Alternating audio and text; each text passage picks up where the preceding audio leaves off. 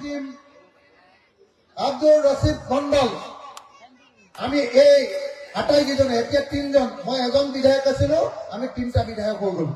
ভাল লাগিছে নে নাই? ভাল লাগিছে নে নাই? ভাল লাগিছে নে নাই?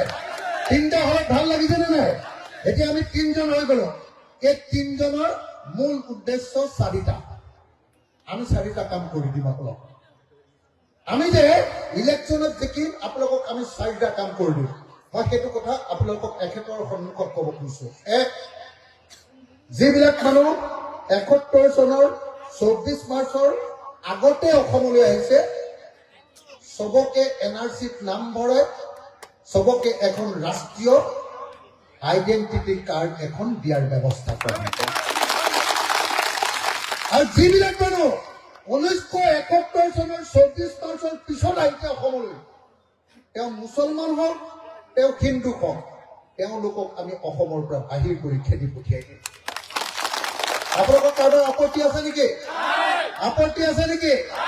71 চনৰ পাছত অহা বিদেশী খেদাত কাৰোবাৰ আপত্তি আছে নেকি? আছে নেকি? হয়, মই সংবাদ মাধ্যমত সকলোকে আপোনালোকক লৈ যাবলৈ দিছো। আপোনালোকে সকলোৱে ৰাইজৰ পৰা মতামতটো শুনি লওক যে ইয়াত সকলো মুছলমান ৰাইজ আছে, বেছিভাগ মুছলমান ৰাইজ আছে। সকলো মুছলমান ৰাইজে একেলগতে কৈছে যে 71 চনৰ পাছত অহা মুছলমান বাংলাদেশী খেদাৰ ক্ষেত্ৰত ৰাইজৰ কোনো আপত্তি নাই। আছে নেকি আপত্তি?